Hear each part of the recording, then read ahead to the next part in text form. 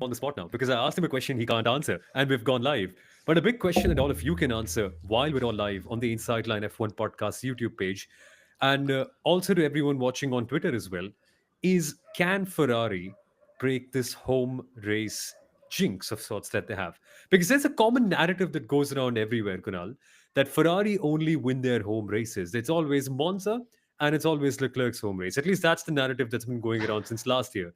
But they haven't won Imola since it came back. And that I find to be a very interesting story. One that I get a feeling probably might continue this weekend. Yes, and when you said interesting question, I actually thought you're going to play what you've been playing since 2020, which is asking everyone the full name of So can the you do it Imola though? Grand Prix. Can you do it You though? know, truth be told, I was on the Pod Position podcast, which is very popular in Norway, 1 hour ago. I was asked the same question. It's Formula One Gran Premio, Formula One AWS Gran Premio made in Italy del Emilia Romagna Grand. No, it can't be Grand Prix again because I said Gran Premio 2025 something. Yeah, close by. It's Formula One AWS Gran Premio del Made in Italy dell'Emilia Romagna 2025. It's the name's probably longer than Jack Doohan's stint in Alpine, Sundaram. Oh, we're already starting with Alpine, right? No, but We have to. we have to. But the one question I get thrown a lot is this the longest race title in all of Formula One? And every single year I bring it back. Now the thing is, I can't remember the exact. I remember which race it is, which is the very first race in Formula One, the inaugural World Championship race back in 1950. But I have to pull it up just to remember it. So the officially longest race title in all of Formula One is the 1950 British Grand Prix. The actual name is the Royal Automobile Club Grand Prix d'Europe, incorporating the British Grand Prix. So how many words do we have? Because this That's current that's race around is 83 letters. That's around 83 letters, 83, 82. my goodness, and 12 words for this race. 12. I get a feeling. I mean, they don't really like anything that goes beyond 5 or 6 in Alpine. It seems because the big story from this race, which is the Imola Grand Prix, which is what we're going to call it for simplicity now, is the fact that Alpine have a driver change, Red Bull Racing have upgrades, Ferrari are back at home but can't seem to find their winning ways.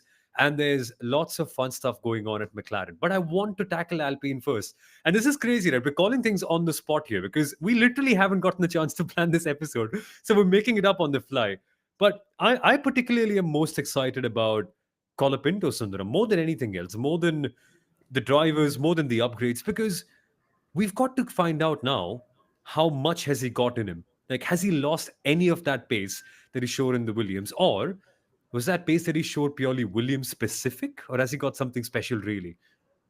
It's going to be an interesting contest that way because even last year he was chucked in at the very last moment, and right now he's chucked in at the very beginning of a triple header, and the middle race of which is Monaco. So it's going to be very tricky for him to get up to speed with the car as well. Yes, he's done a couple of private tests and as well, but it's still a very tricky situation to be in. There's going to be lots of upgrades as well, so he's going to be giving a lot of feedback as well on the new upgrades coming on the car, as well as trying to learning the car. So it's going to be a very tricky situation, but from what it seems in his career, he's always been in this sort of a situation where he doesn't really know if he's going to be racing the next race.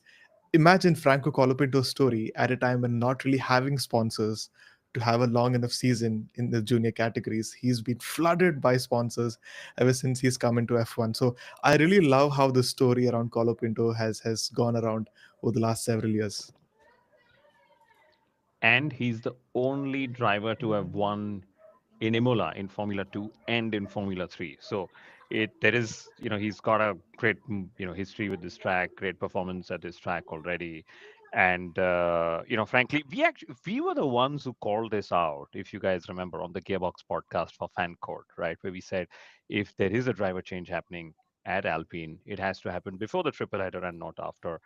5 races. Anyway, we know from Franz Tost on our episode a few weeks ago that it's too little time, but it's how Flavio does things. He's looking for the next superstar at Alpine. He's going to see what they want to do. Flavio, is the new team principal, even though he's not registered with the FIA as a team principal, as shady as it can get. And Alpine, in fact, have lost a car on the first lap of the last two races, if I remember. In Jack Doohan went out in Hmm. Miami, wasn't it? And the race before in Jeddah, it was Pierre Gasly as well. So let's see what Alpine eventually does and if they have any magic that they can do, Flavio magic, as we call it.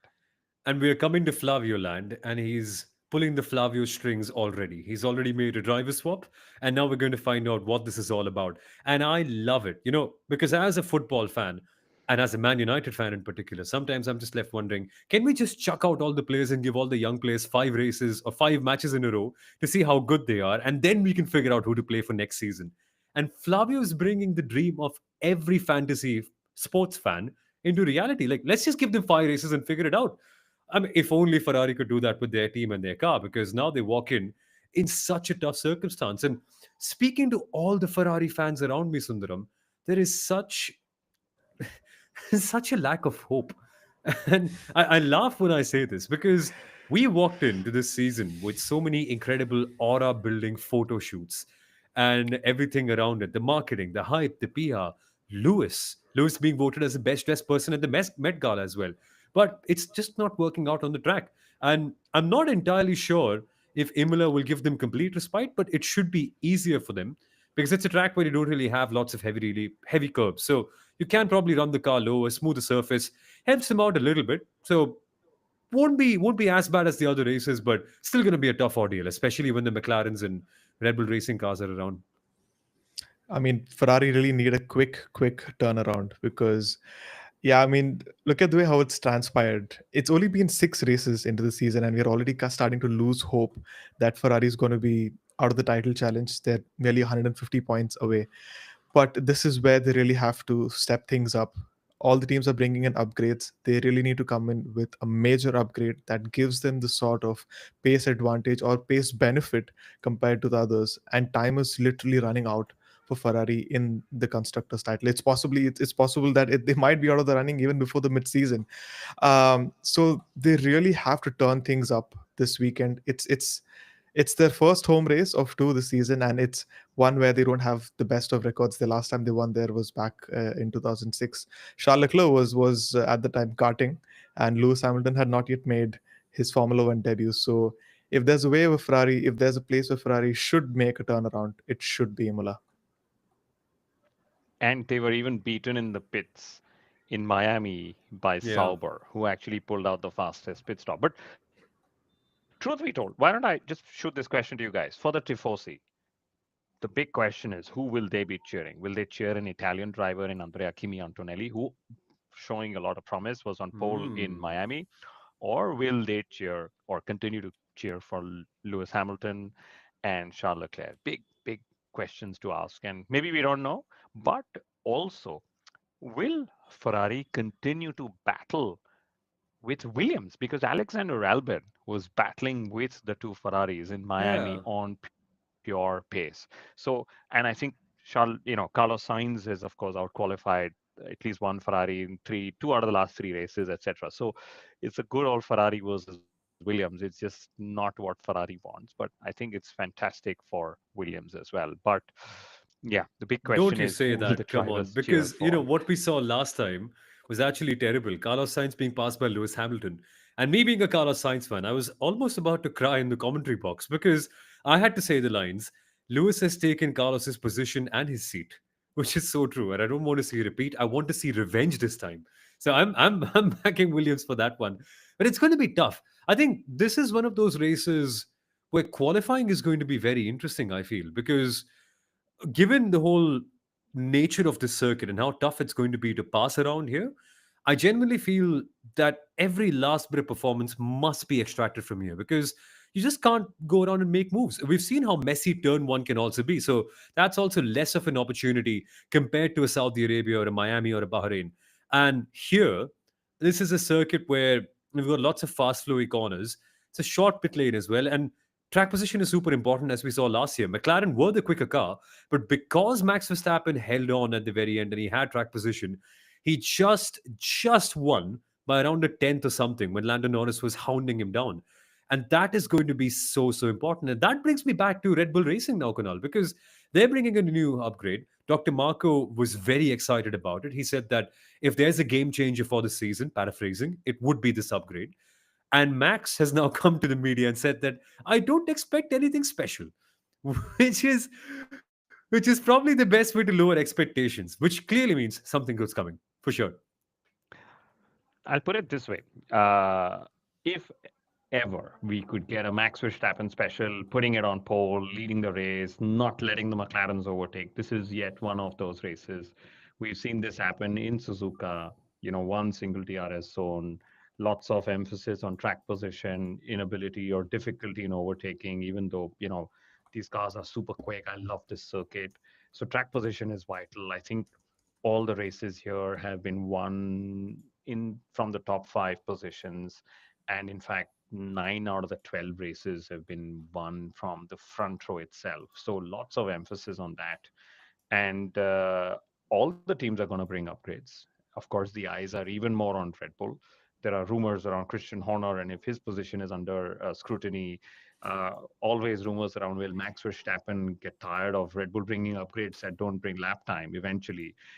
So a lot hinges on this triple header. A lot hinges on the upgrades through the triple header, because the teams would want to give the upgrades enough time to understand them, find a sweeter spot in their setup, and sort of deliver what the upgrades should at least deliver in real life. So, I mean, how important is qualifying? You also emphasize the top three finished in the same order in 2024. And for you guys, what do you think is going to happen at turn one? Let's be honest. Is it going to be another Verstappen versus PS3 with Norris somewhere in the mix? Or is it going to be Verstappen, Norris, where PS3 is in the mix? Could Andrea Kimi Antonelli do things? Because that turn one is either going to make or break the race. I get a feeling it's going to be one of those things where if Verstappen picks up a penalty, boom, that's it. The race is going to get boring for us, for example. Or if he keeps it there, he maintains track position with the faster cars around him, then we are game on. So my eyes will be on lap one, turn one, most specifically. I'm just keeping my fingers crossed for Yuki Sundaram because what happened in Jeddah still pains me. Like that crash with Pierre Gasly, he's had such tough luck. And then the penalty in Miami. Luckily, he got 10th place. He was able to hold on. But I just look at the history of Imola and the kind of crashes that have happened here. Russell, Bottas, Ricardo, and what he had with, I think, one of the Ferraris it was back in 2021 as well. And I just go, it's a tough place to qualify P10 to P12 or something like that. Like, imagine if you're 8 to 14 to 15 somewhere. And it's a chaos zone, Tamburello, because it's so tight and narrow and it just bends inwards and there's no space on the outside. It's not tarmac, it's actual proper grass. And if the weather's slightly volatile, if one wheel goes there, boom, that's race over. Which could be great if you're a NASCAR fan because you like to see big ones. But as a Formula One fan, that's a bit scary because, as Kunal mentioned, what if it's one of the best drivers, one of the most entertaining drivers that gets taken out? And at Imola, there's a genuine fear. If there's a yellow flag, it's it could be tough for other people to gamble upon.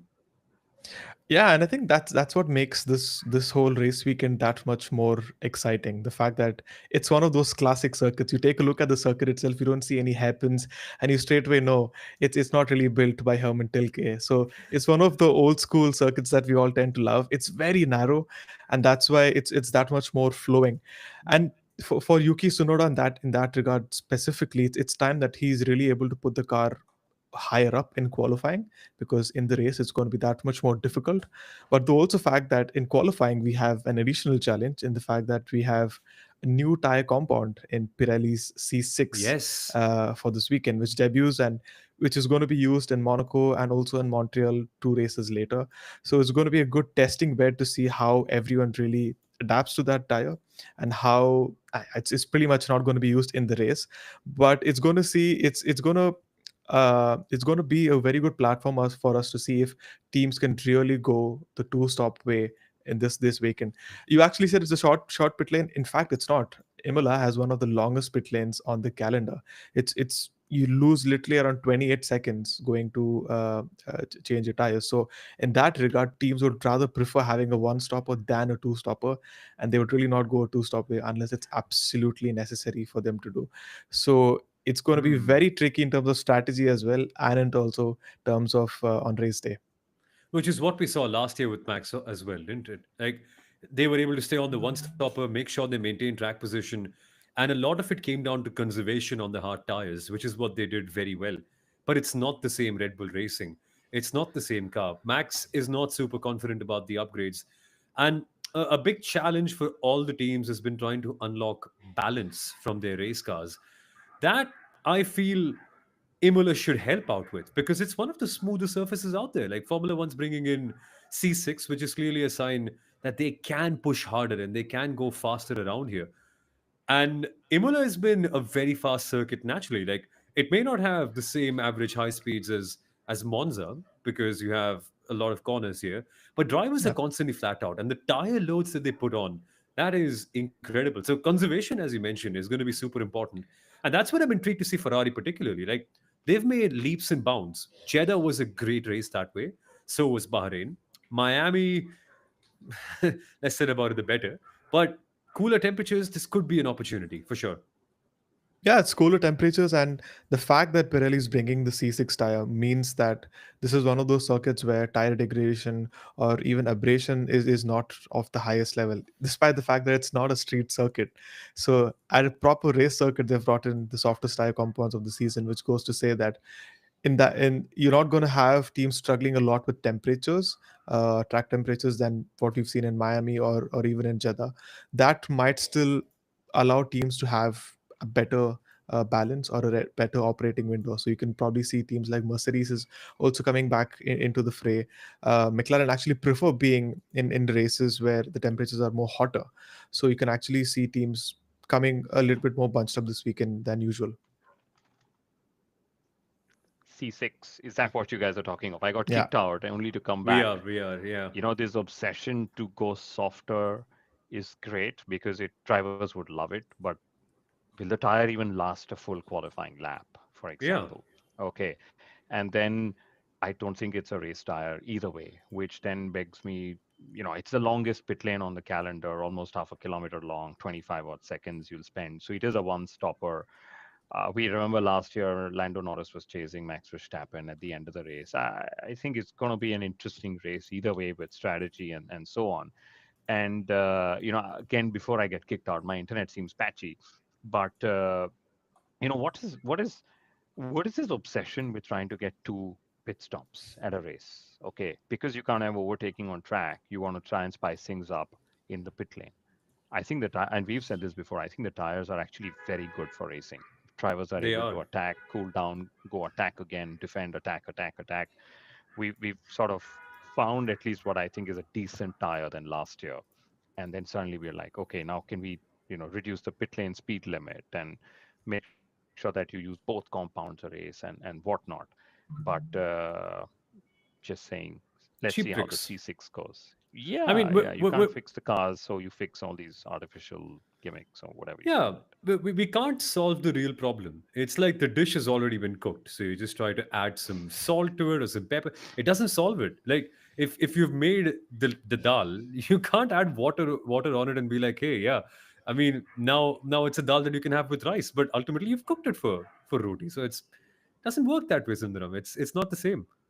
I don't mind it. I don't mind it because otherwise we're just going to sit and crib about races not being exciting enough. You're not seeing enough wheel-to-wheel battles. So if there's any way we can see a shake-up in the pecking order, in the running order, be it through strategy. I mean, we saw Max Verstappen colliding with Kimi Antonelli. If more pit stops actually ensures that we see more of those actions, even in the pit lane or even in the track, I really don't mind it. That's a very interesting way to look at it because, yes, we are a sport, but before that, we are an entertainment. And before all of that, we are a business. And for the business of Formula One, we need it to be entertaining enough so that Absolutely. our friends don't think we are geeks who are just watching cars go round and round without it making sense.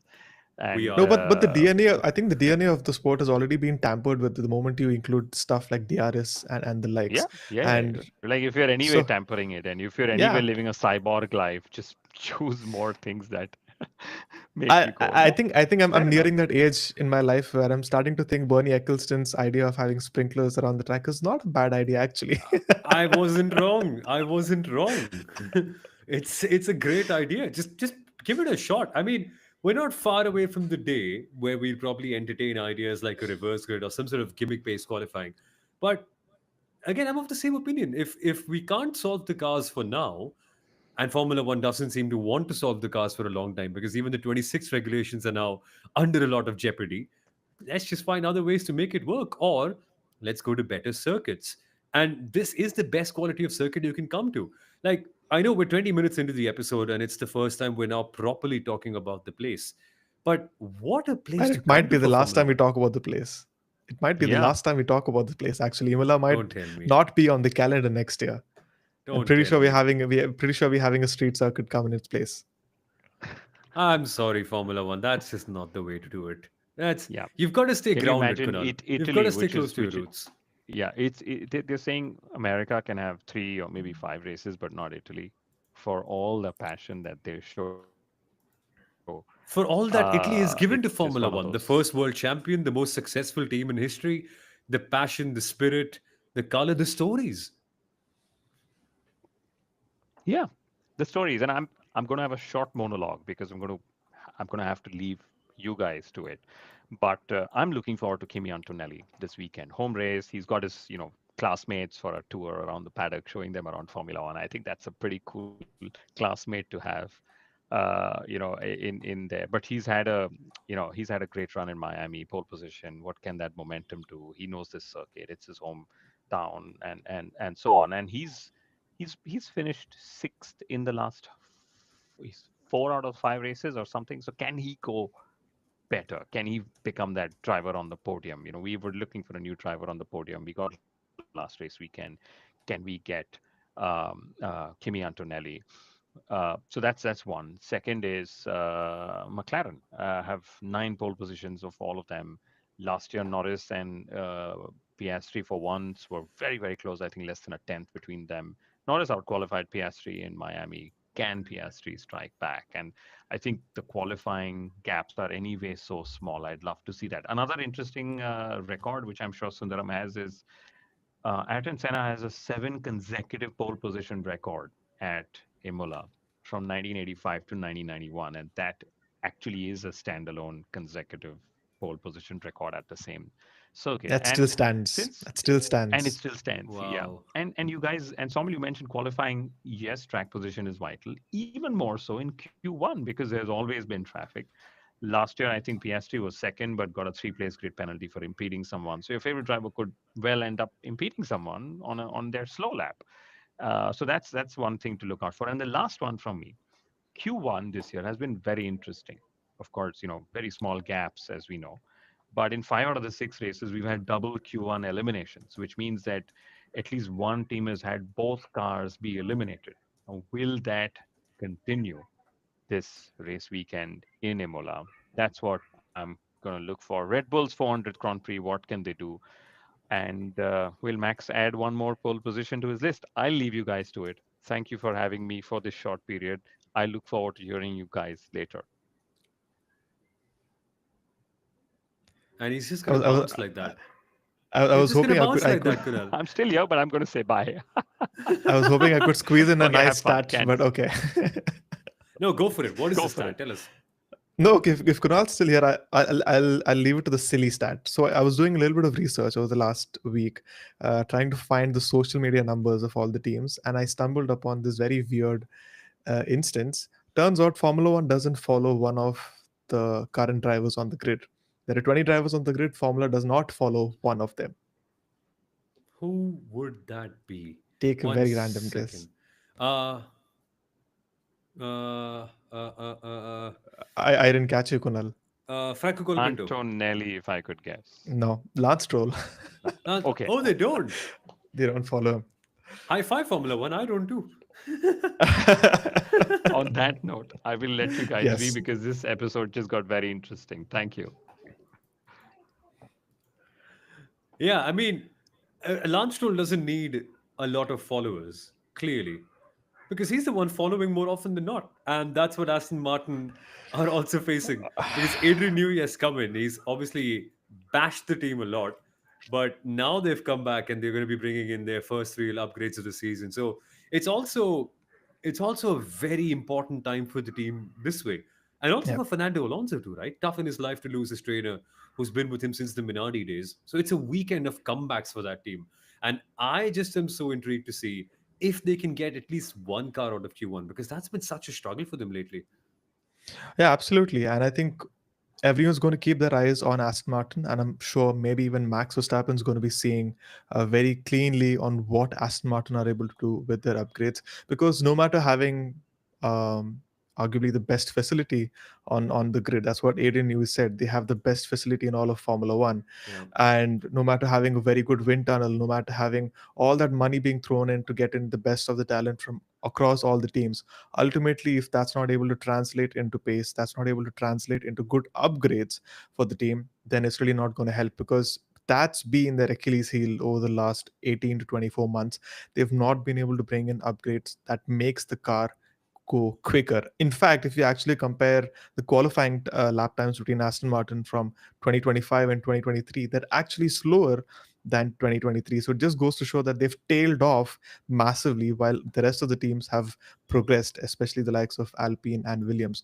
So it's a big, big weekend for Aston Martin to show that they are able to produce the sort of upgrades that translates into a plus sign and not a negative sign when it comes to a lap time. Exactly. Oh, it's so tough. Oh, wait, we've got comments. Sarika, thank you for sending in your comments. Sarika is saying that we need Formula One to sustain its essence, the traditions, the idea of exclusivity somehow. The hype bubble has already burst, and the butterfly effect may remain for a couple of more years. But with Alonso, Hamilton on the verge of retirement, and even Max hinting at it, the ultra Americanization of the sport will change the face forever, and the fandom is not sure we're going to like it. That's true. I think the essence of the sport has been long gone in a way. Like we've seen it change so much. Just the Bernie days and everything that it stood for is all gone.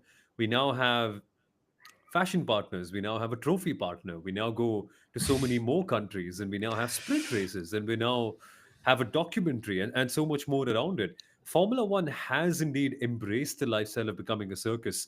And the ring, like when we had Bruce Buffer as well, right, in the USA, announcing drivers as if they were fighters coming into the ring or something. We've truly embraced it. And I don't think there's a point where you can now go, hey, have we come too far? Because it's a slow burn and inevitably we are going to get there, but it's circuits like Imola that keep us grounded and keep us at the root of what we truly love Formula One for. And that's what I'm most excited for this weekend, the fact that we come to a circuit that's a pure racing circuit. And sure, we might have complaints about not being able to pass and it might be a bit boring and strategy might be too important, but for for pure racing fans like you and me and for all of you watching as well, just the simple joy of seeing a race car around Imola in qualifying. And then the others complaining on the radio saying things like, oh, it's a traffic paradise and all whatnot.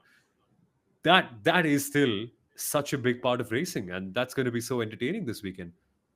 It's a big part of racing, and the history of it, the history side of it is also that much important on a race weekend when we're celebrating Formula One's 75th anniversary. It just goes to show how much of history is attached to the sport, the sort of circuits, the sort of legends that have been a part of this wonderful sport. So I don't want to go to new street circuits where we barely have 2 to 3 years of history and we don't bring up the names like Jim Clark, Ayrton Senna, Alan Prost. The new generation definitely needs to know them, and the more we go to these sort of circuits, the more they'll get to know about their heroics on these sort of tracks. So in that regard, if this is Imola's last race, I'm disheartened. If Spa is going to be on a rotational basis, I'm disheartened. If you're going to Come newer, on.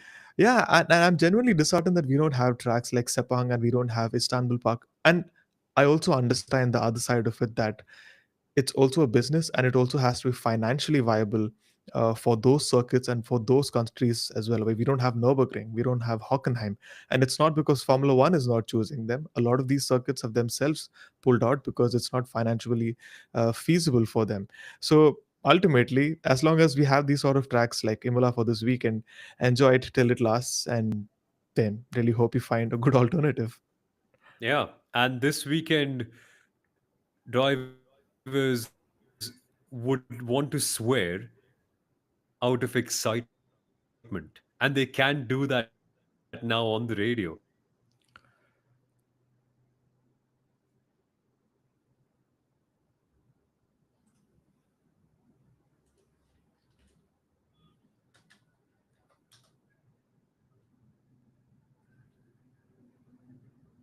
Like the racetrack, you won't be fined. So Sebastian Vettel's work has finally paid off. Drivers will be allowed to have that leeway. But yeah, I mean, I get a feeling a lot of drivers will be on the toes, and Alex Albon will feel the most relieved after something like this because he's been given a leeway now. It's an easy way out, and they finally acknowledged that yes, drivers are human beings under immense pressure, and they should be given their space, which I think is going to be great. So yeah, team radio is going to be fun this time. Team radios are going to be fun, but you're going to wait and see if the drivers adapt to it that quickly. And sure, the fines have been reduced, and some more penalties have been put in place if you speak harshly against the stewards as well. And I think, to some extent, I think that's fair, because we also see that in other sports when you are overly critical or overly showing dissent to the umpires, the referees, or the stewards, you do get handed a fine for that. So I'm not really particularly concerned about that. But a lot of other rules that came into play the last couple of years, yes, that was very surprising as well. But some relaxation in those rules is probably a good thing to go forward with. Exactly. It's going to be the first weekend of a new era for all the teams and drivers. I love it. I love it. Okay, we have comments in the chat. Pankaj is like, Russell might be the dark horse in this race. Won't be surprised if they lock out the front row. And that is a genuine possibility because the Mercs have looked amazing in qualifying, especially Russell. And I think there was a point in the season where he had the same number of front row starts as Max Verstappen, and then Max one upped him, I think, in the last couple of races. But it's been great to see George right there, and even Kimi has now taken it up. He's proven that he can do this stuff. So I'm super excited about that. And Hitman, There are two stats that are related to Kimi Antonelli, because we've now seen that he can put the car on pole position when it has the sort of balance and the pace. And if he actually puts it on pole this weekend, he's of course going to take the record for the youngest ever pole sitter. He has time till the end of 2027 to do it, but wow. if he does it this year, even at any point, he's going to do it at the age of 18, which is incredible. But there's also another record of Lance Stroll that's on the verge of being broken, because Lance Stroll holds the record for the youngest front row sitter. And if Kimi Antonelli does it before the Austrian Grand Prix, he takes that record as well. No way. No way. And there's a possibility. You're right. I mean, Pankaj is absolutely right. The most important thing in qualifying is confidence. And once the drivers know that they can do something like this and they can create a performance where they can be on the front row, it unlocks a different set of emotions within them. It's like they can push that 10th harder, knowing that they can do this. And you saw this with Russell in China as well. After that, he got even more confident. And even last year, in the last couple of races, he came to Las Vegas with his confidence booming because his qualifying results leading up to it were that good. So when the opportunity arose for him, he was there to take it mentally and also in terms of confidence with the car. So I mean, you're right. Mercedes can't be counted out, and Kimi's got great experience here. He's raced in Formula 4 here. He's tested GT cars here. He's done Formula 3 here, for, not Formula 3, Formula 2 here as well. So there's a lot of experience that he brings in, and there are small little things like the kind of racing lines you pick in, or knowing how the curves behave, or knowing what the drainage is like, or knowing which patch of grass you can put your wheel on and which patch of grass you can't, or which patch of paint you can put your wheels on and you can't. And all of that is so important when you're hunting for that last thousands of seconds in a qualifying. So I think he's going to be a one to watch for sure. I'm betting on him getting in the top four, at least in qualifying.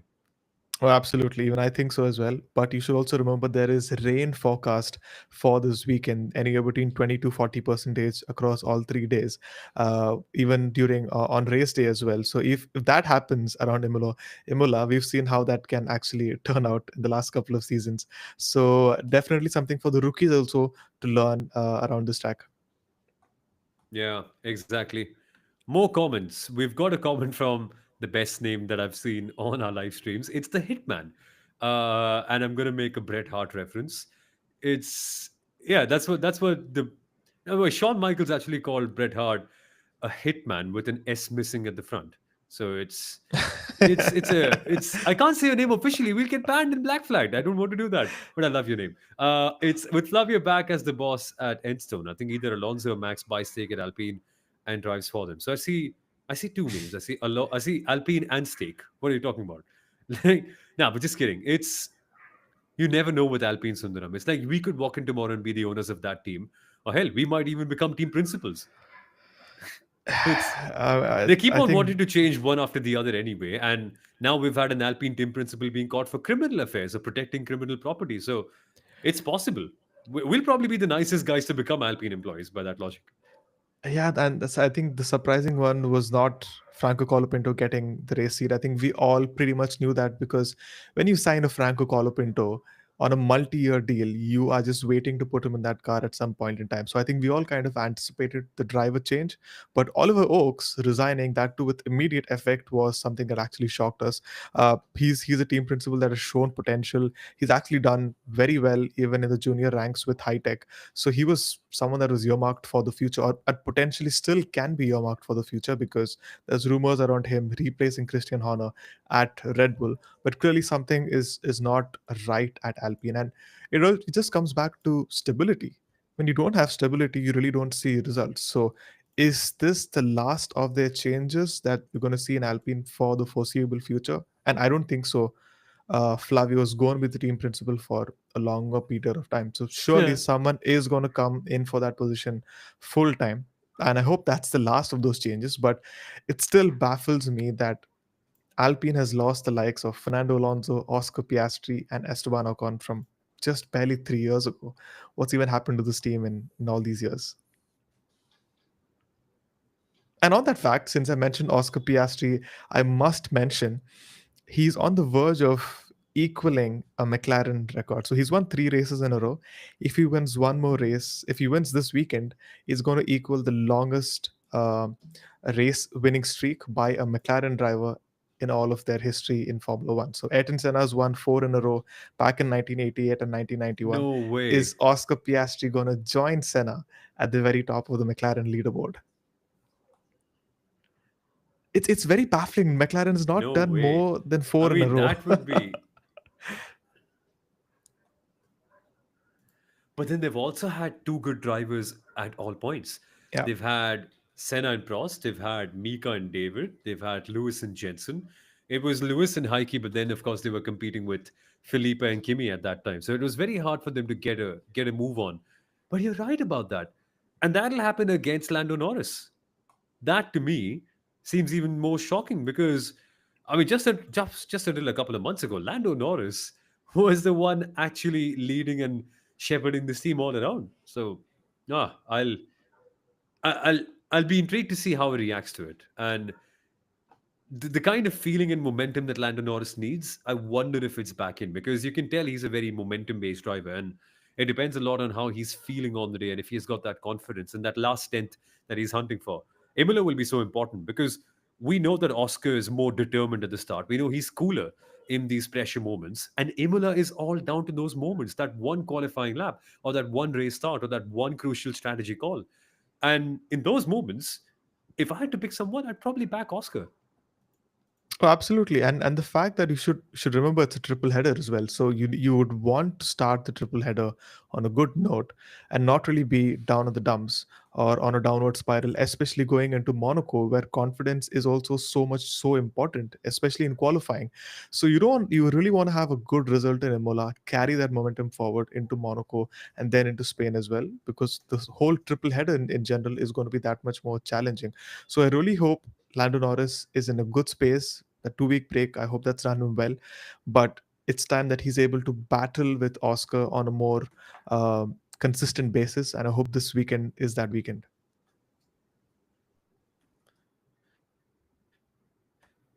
So, do you hope that's the case? What's your I prediction? hope. Predictions: Oscar Piastri, Antonelli on the podium. Third Uh huh. place, Max Verstappen. Ooh, I'm going to go Oscar Piastri, Max Verstappen, and Lando Norris. I genuinely Interesting. have hope in Red Bull. And C6, what if Max is able to unlock the maximum performance from it? He's a driving genius. He's normally the one who's able to pick things up fastest. And I am so excited to see how he fares in qualifying. Like that with him, with the new set of tires, I'm so excited to see how he picks it up. And if he gets track position, he's not going to get past unless he's being chased by significantly faster Oscar Piastri. I'm not sure if Lando's going to have it that easy in Imola. Let's see.